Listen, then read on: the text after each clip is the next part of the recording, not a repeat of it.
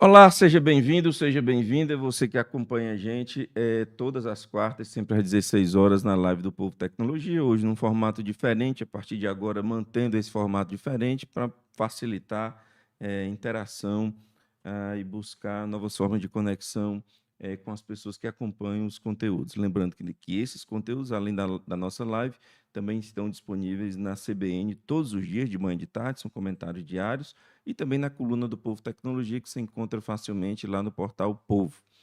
Hoje a gente vai conversar sobre uma estrutura que é sobre direitos humanos, sobre uma estrutura de dados do governo do Estado do Ceará, onde se concentram indicadores, formas de controle, de acompanhamento relativos a esses dados aos direitos humanos, denúncias, e é um mundo complexo e grande. Nós estamos falando, em resumo, de um Big Data para os direitos humanos. E a gente tem o prazer de receber aqui no Estúdio do Povo Humberto Bezerra, que é coordenador dessa estrutura chamada de Observatório dos Indicadores de Direitos Humanos. Você pode tratar pela sigla OISOL, ele vai explicar isso.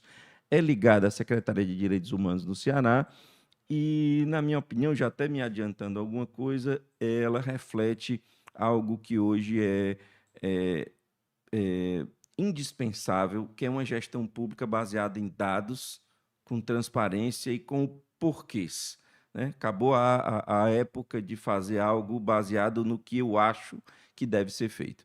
Então, dou aqui as boas-vindas, agradeço imensamente a Humberto, que é advogado, também especializado em mediação e conciliador certificado, e está aqui conosco. Humberto, prazer receber você. Muito obrigado por ter aceito o nosso convite aqui no jornal. E me explique, primeiro eu queria saber a sigla OISOL, o porquê disso e como surgiu a ideia, quando surgiu a ideia também, de se criar um observatório de indicadores para os direitos humanos. Seja bem-vindo. Boa tarde, Hamilton. Boa tarde a todos. Prazer é meu, né? Eu tô nessa missão de sair divulgando o observatório já há muito tempo, desde 2020, quando o observatório ele teve essa necessidade de ser criado. Ele foi pensado e, digamos assim, iniciado a várias mãos, né? Iniciou com a doutora Socorro França, quando ela ainda estava na Secretaria da Proteção Social, Direitos Humanos, Cidadania, Mulheres e Drogas. Era uma secretaria muito grande, tinha um guarda-chuva muito grande no aspecto social e direitos humanos, ainda no governo Camilo Santana, e pela falta de dados, né, digamos assim, relativo às evidências, que ela gosta muito dessa palavra, evidência, que é uma palavra interessante, e de indicadores relacionados à violência de direitos humanos, né?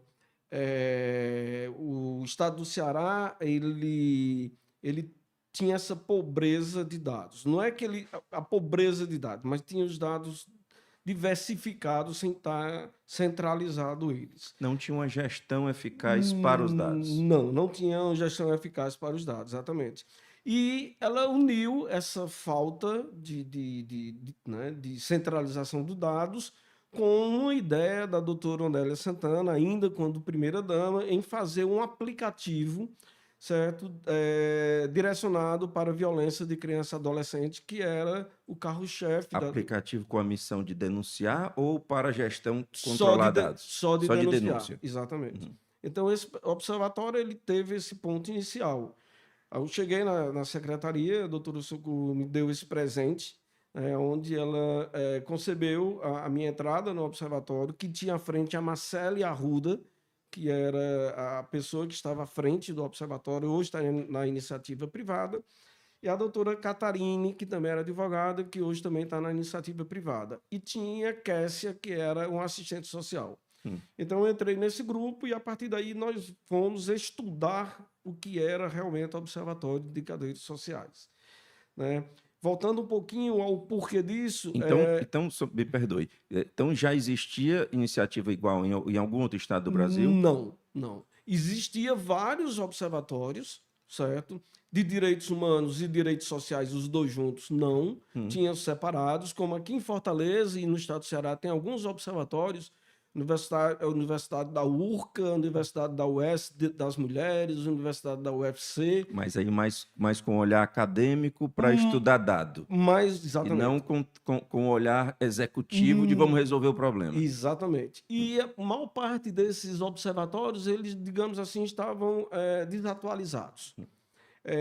A criação do observatório foi em plena pandemia, né? E aí nós tivemos digamos, essa expertise de estudar todos os observatórios existentes no Brasil e fora dele e pegar um pouco de cada um deles, né? O principal ponto era essa descentralização dos dados. A exemplo, uma violência contra criança e adolescente, que a secretaria tinha necessidade de ter esses dados, teria que se oficiar todos os conselhos tutelares do Estado, a ouvidoria, né? Às vezes, que for necessário, oficiou ao Disque 100, certo? Ao LIC 180, que é exclusivo da mulher, de violência contra a mulher, para ter esse retorno desses dados. E, a partir daí, também com uma demora significativa. A criação do observatório ele teve esse pilar específico. Nós De estamos falando, então, de 3 anos desde que foi criado. 3 anos desde Imagino eu que, a partir da instituição de um documento, da iniciativa do governo do Estado, tem que ter a dotação orçamentária, tem que escolher as Sim. pessoas, tem que tramitar muito documento. Efetivamente, de trabalho, você tem quanto tempo lá? Efetivamente de trabalho, eu iniciei junto com o próprio observatório em julho e agosto de 2020, Certo? mas efetivamente nós começamos a receber as denúncias em janeiro de 2021. Então, pronto, é aí que eu queria chegar. Nós, Pronto. nós temos 2 anos e meio, razoavelmente, Realmente, de trabalho efetivo. isso. Hoje, o que é que você tem de estrutura, pessoa? Como é que funciona para eu entender o tamanho que isso, até onde chegou nesses 2 anos e meio? Pronto, pronto. Perfeito. Essa pergunta sua, Milton, como sempre, você chega no ponto correto. Em dezembro de 2020, certo? Não me recordo a data, mas acho que dia 3, 4 de dezembro de 2020, de agosto até dezembro de 2020, fizemos várias reuniões, inclusive com a Ouvidoria Nacional dos Direitos Humanos, né, junto com o Ministério dos Direitos Humanos, Mulheres e Cidadania, à época, né, e passamos esses 6 meses criando fluxos e determinando metodologias para o observatório. Em dezembro de Porque vocês não 2000, tinham quem copiar. não. Em dezembro de 2020 foi assinado um termo de cooperação técnica entre a Secretaria dos Direitos Humanos, que estava à frente da doutora Socorro França, o governador, que hoje ministro da Educação e senador eleito Camilo de Santana, a ministra dos Direitos Humanos, à época, a ministra Damares, e o ouvidor dos direitos humanos, que eu não me recordo o nome. Então, foi assinado esse termo de cooperação técnica, inclusive junto ao Ministério Público, aqui mandar um abraço específico para a doutora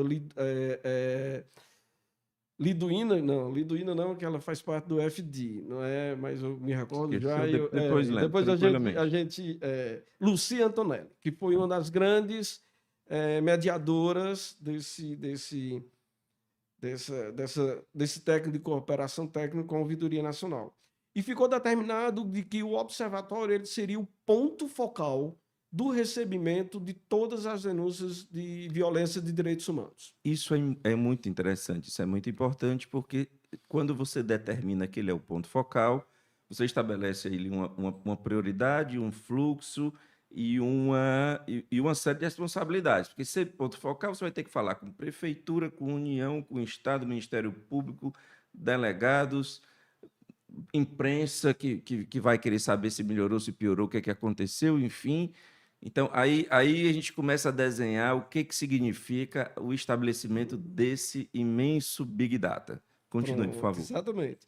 E nós passamos um tempo, isso em janeiro de 2021, nós iniciamos a elaboração do sistema de informática do observatório, com apoio do laboratório IRIS, né, Sim. que à época estava junto à Casa Civil.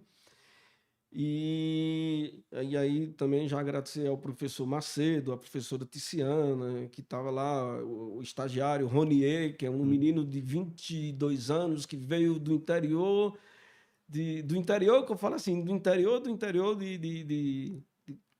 de Quixadá, né?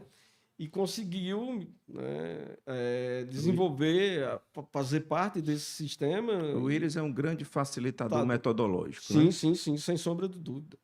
E nós passamos, então, aí 6 meses em construção desse sistema e, ao mesmo tempo, nós iniciamos uma metodologia, certo? Ou seja, formar uma metodologia que fosse aplicada ao observatório, certo? Com fluxos, entendendo para onde mandar, o porquê mandar, classificando essas denúncias, que o mais importante, Hamilton, eu vou fazer aqui um parênteses, num sistema de informática, do pequeno ao maior,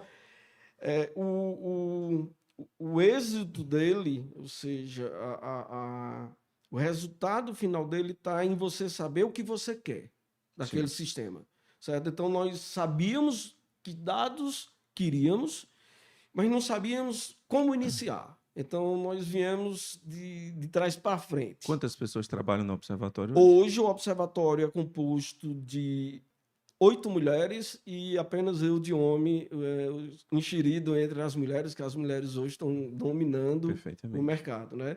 E nós temos lá, dentro da equipe técnica, a Kércia, que começou comigo, que é assistente social, temos advogado, psicólogo, enfim, né? São pessoas que se dedicaram a entender o que é o mais importante. Você sabe o tamanho da sua base de dados hoje?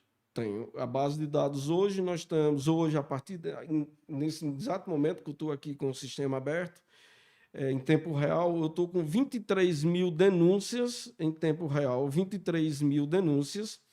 Lembrando que uma denúncia, nós classificamos ela, a metodologia aplicada dentro do observatório da denúncia, da violência, da classificação de uma denúncia é tema, sim, tipo e subtipo. Nós temos hoje 17 temáticas. Que temáticas são essas? Violência contra criança e adolescente, violência contra pessoa idosa, violência contra a população LGBT, violência étnico-racial, desaparecimento de pessoas, que foi incluído agora no começo do ano, pessoas sem identificação nos postos de saúde, violência doméstica e familiar contra a mulher, especificamente no que consiste a Lei Maria da Penha, no âmbito familiar, violência contra a mulher, que é um outro segmento,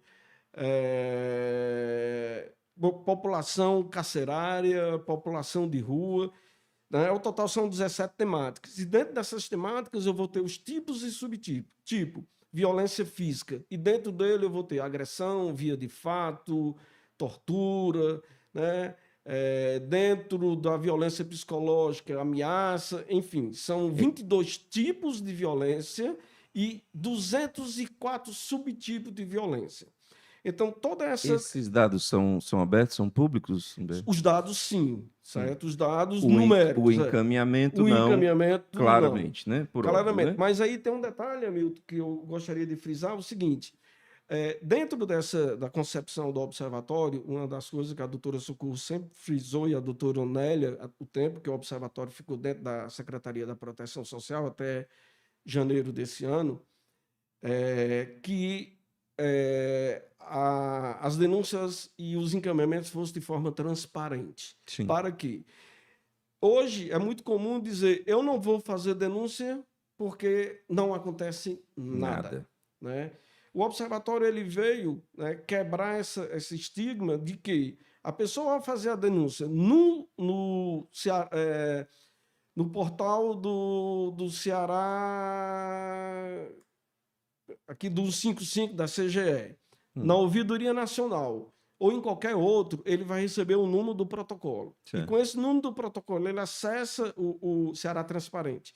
Ele acessa o site da Secretaria de Direitos Humanos, direitoshumanos.ce.gov.br, tem lá o observatório, e ele vai escolher, consultar a sua denúncia, vai colocar o canal que ele fez a denúncia e colocar a denúncia, e vai receber uma informação para onde essa denúncia foi encaminhada, se ela está em aberto, se ela está finalizada, né? E essa informação é apenas dados, mandei para a delegacia, rua tal, e-mail tal, telefone tal. Então, de uma forma muito, muito prática aqui para quem está assistindo entender.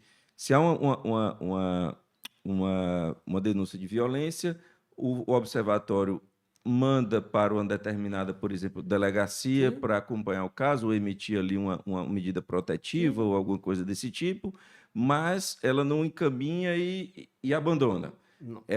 O observatório tem a obrigação de saber até o que aconteceu lá no final e registrar isso. E registrar isso, exatamente. No entanto, as pessoas ficam sabendo da entrada ali, da quantidade, mas não vê o final do processo.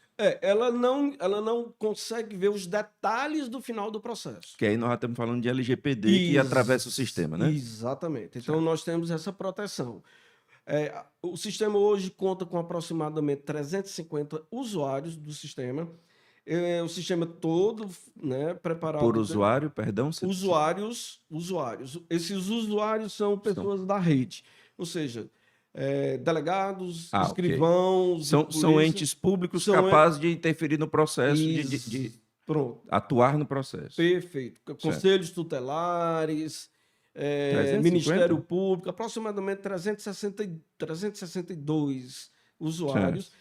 Eles, para poder ter acesso, eles assinam um termo de responsabilidade, né, de não divulgação dos dados, que são sensíveis.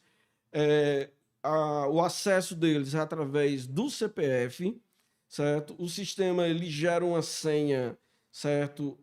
Inicialmente uma senha temporária, que a pessoa troca pela essa senha. E o sistema está preparado para, digamos assim, criar um token. Exemplo, Hamilton. Você entrou com seu CPF e sua senha 123. Essa sua senha, na verdade, ela não está entrando no sistema. Ela está validando um token temporário, que um token é uma frase bem grande, com caracteres, números, tal e tal e tal. E esse token ele tem duração hoje no sistema de 4 horas. Certo? Após as 4 horas, a sessão é encerrada e você tem que entrar novamente, ou seja, para os usuários do sistema. E aí eu tenho já a segunda fase de proteção desses dados. Né? O próximo passo nós estamos implantando agora é a validação em 2 fatores.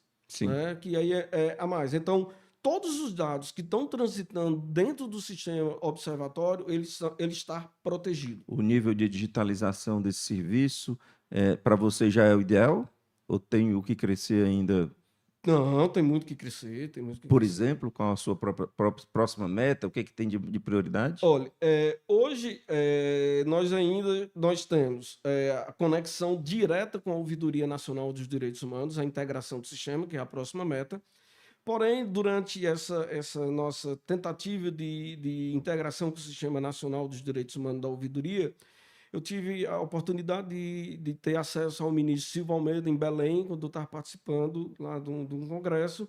Apresentei o sistema a ele rapidamente e, em seguida, ele nos enviou aqui a Fortaleza, que estava em Fortaleza, participando da chacina do Curió, do julgamento, o doutor Bruno Renato, que é ouvidor nacional, que veio até a Secretaria dos Direitos Humanos conhecer o sistema do observatório e a metodologia que nós aplicamos nessa análise dos dados para repassar para a rede. Eu vou só fazer um parênteses por que essa análise dos dados? Nós já sabemos os dados de Brasília, no caso da ouvidoria, ele, digamos, pobre em dados. Exemplo, violência contra criança e adolescente, tal e tal e tal, Rua das Palmeiras, a casa de Porta Amarela, num bairro, deixa eu ver aqui, Janguruçu, por exemplo. Estou só dando exemplo, certo, pessoal? Nada. E aí, a equipe do observatório, as meninas que foram treinadas e desde o começo abraçaram isso, elas iriam procurar no Google nessa rua para saber se existe essa casa, e foi verificado que realmente existe a casa, que do lado da casa é um número tal, em frente é a mercearia de Joaquim. Há comunidades muito carentes nesse dado mais básico, né? Exato. Inclusive pessoas sem documentos de identificação. Sem identificação. Criança de 2 a 3 anos. Incrível Então, é isso. terrível, né? Assim, para você identificar quem é a criança, mas E você não pode deixar de atender, né? não pode deixar de entender. Então, as meninas, na verdade, né, eu digo assim, as meninas que são 8 mulheres, né? Uhum. E elas é quem conduzem o observatório de forma plena. Elas fazem todo um trabalho de análise e de investigação. Humberto, deixa eu só te interromper rapidamente para fazer aqui Uhum. o registro do Comitê de Enfrentamento ao Desaparecimento, que dá boa tarde para a gente, diz que você é um grande profissional e diz que Bom, seguem em parceria. A Samara Araújo, bate palmas aqui para você, e Valdicleib Lira, acho que o nome é esse, uhum. que parabeniza você também. Oh, Mas, obrigado a perdão, todos. continue. E então, o sistema, nós, por isso que eu estou dizendo que o sistema está sempre em fase de atualização e de melhorias. Foi implantada recentemente uma conexão com o Google Maps, aonde quando se digita o número da violência, Hum, certo? Onde o local onde aconteceu a violência, automaticamente o sistema já dá a geolocalização e você consegue entrar no Google View e encontrar a casa e tal. Então isso já facilitou e muito. certo. Inclusive para os policiais, eu vou dar aqui exemplo da DESECA, doutor Carlos Alexandre, um abraço, doutora Yasmin, lá da DESECA, a doutora Rena, uma grande parceira, amiga da Delegacia do Idoso, que facilitou muito os inspetores, os investigadores aí a campo, porque antes deles irem, eles faziam isso, procuravam no Google. Hoje Sim. não, o próprio sistema já faz isso de forma automática. Uhum, Então, isso foi um avanço muito grande, uhum. né? E uma classificação, Hamilton, que aí eu falo mais que essa questão de análise, é porque, exemplo, vem titularizado da Ouvidoria Nacional de que é uma violência contra criança e adolescente. Então, em regra, nós mandaríamos para o Conselho Tutelar e para a Delegacia da Criança e da Adolescente, a DECEGA, se o caso fosse em Fortaleza.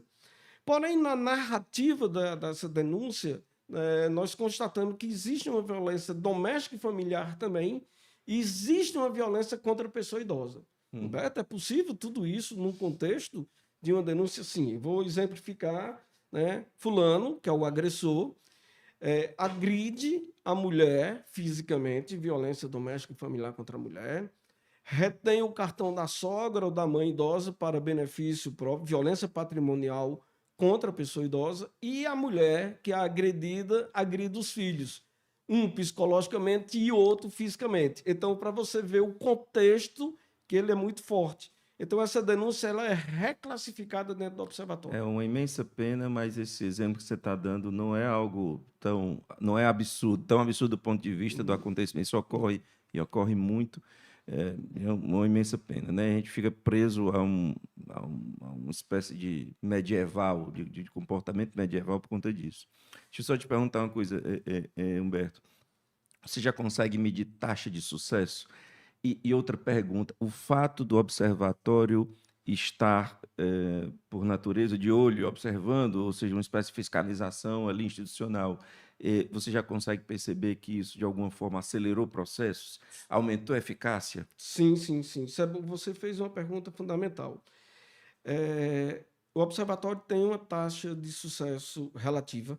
Hum, Hoje, de 23 mil denúncias nós recebemos, gerou 47 mil violações, como eu falei para vocês, que dentro de uma denúncia pode ter várias violações, e nós já encaminhamos para a rede 31.500 denúncias. O que é esse envio para a rede? Eu encaminhei para o Ministério Público, para a delegacia, para o CREAS, para o Conselho Tutelar, para a ARCE. Aí você ia dizer, a ARCE? Pois Por é, eu quê? ia dizer isso. Por que Veja bem, a questão de água potável, ou a falta d'água, ou a falta de energia, é uma violação de direitos humanos. é infraestrutura Básico, básica, né? básico, Que exatamente.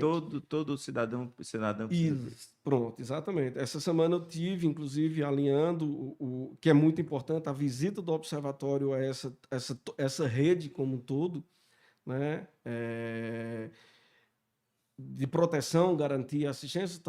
Nós tivemos uma reunião com a doutora Débora Cambraia, ouvidora da ACE, justamente para alinharmos esse fluxo com a ACE. É importantíssima a parceria com outras instituições, né? Sim, sim, demais, E demais. isso é determinado pelo governo, que diz instituições participem, ou existe um caminho facilitado pela própria compreensão de que o resultado é Hoje nós necessário? estamos, a secretaria ela está sendo estruturada, a Secretaria de Direitos Humanos, né?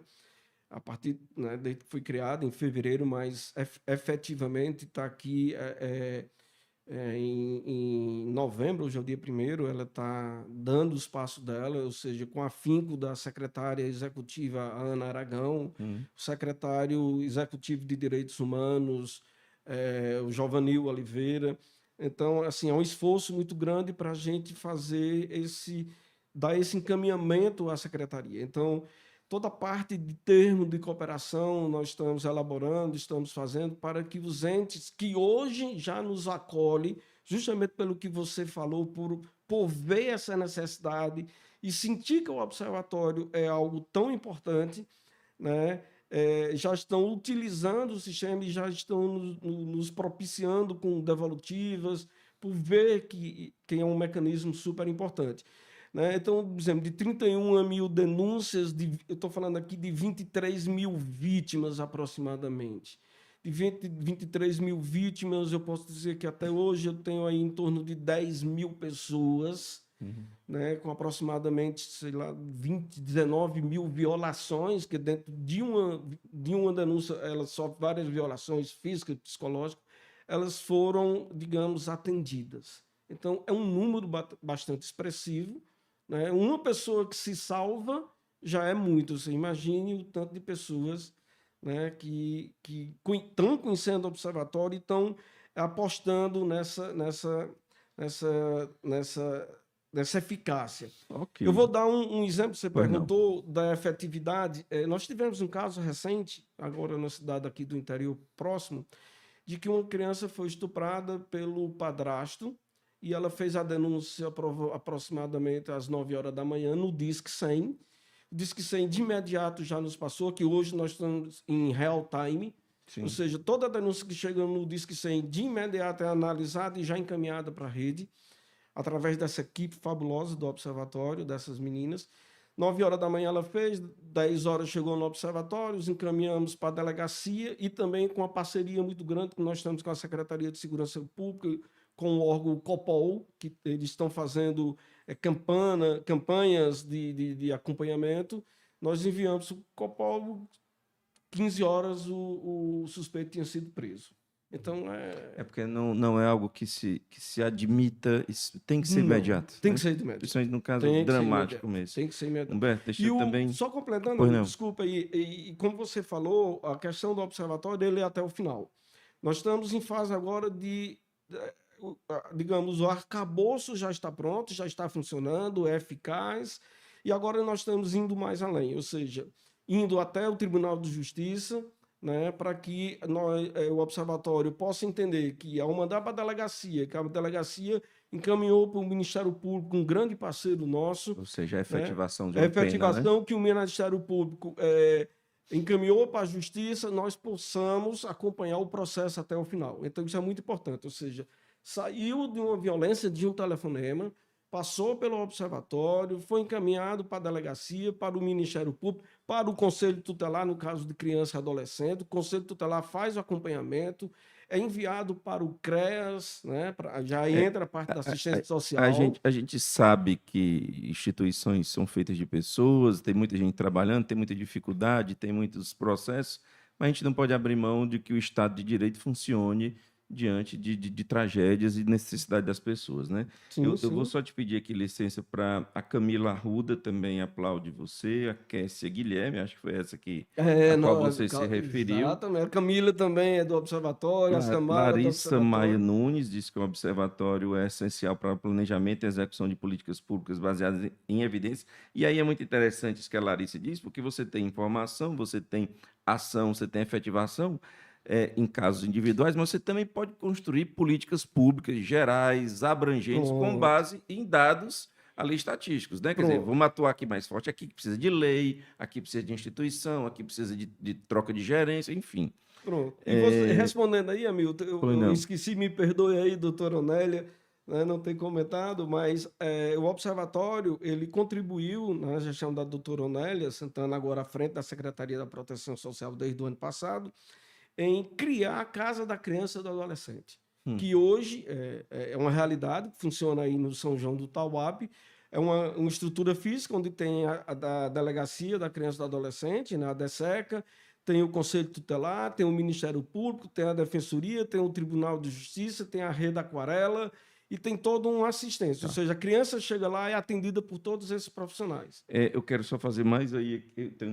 Tem uma pergunta ainda, mas não quero deixar de ler o comentário do Jamil, que diz que a Comissão Correto. Estadual para o Enfrentamento ao Trabalho Escravo Cravo. enaltece a parceria com o Humberto e a equipe do Observatório ISOL. Veja que é interessante que isso existe, esse tipo de parceria, mas é inacreditável que a gente ainda precise de uma comissão de enfrentamento ao trabalho escravo em pleno século XXI. É a dor e a delícia de É, perceber essa questão. Por último, Humberto, deixa eu te perguntar em relação a uma coisa. Você falou em 23 mil denúncias, deu uma massa de dados enorme, criou-se uma estrutura para que esse dado, ou melhor, para que essa denúncia virasse dado, ali se estruturasse, mas tem algumas preocupações a respeito de virar informação, sim, sim. né? Você falou em 8 pessoas, é uma equipe enxuta, claro que tudo Uhum. demanda tempo para evoluir, se desenvolver, mas ainda é uma equipe enxuta para transformar isso em informação. E aí tem duas questões: como transformar isso em informação e como a sociedade ficar sabendo dessa informação, porque em algum momento você vai ter que abrir grande parte disso para chegar em jornais e gerar debates e virar inteligência coletiva. Então, são essas duas coisas para a gente se encaminhar para o final. Pronto, Hamilton, você falou num ponto correto.